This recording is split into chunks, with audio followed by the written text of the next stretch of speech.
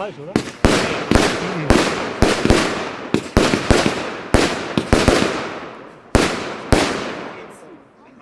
Und hier so ein Ding? Oh, steht hier.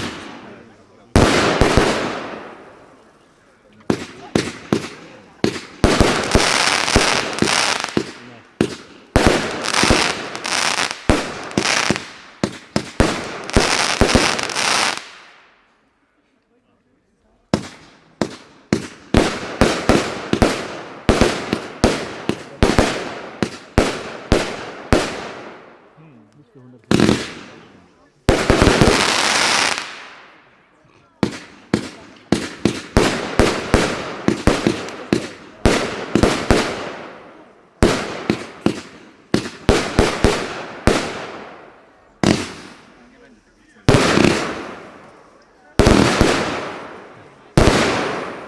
Nee.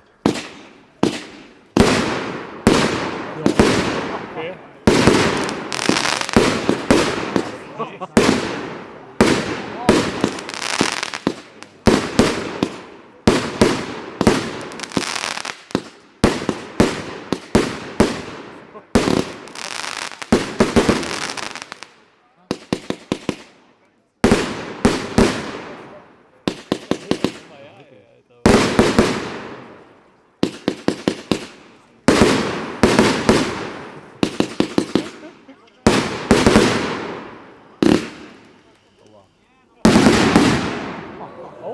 Nie wiem jak wy, ale już prawie głucha jestem, a nie jesteśmy...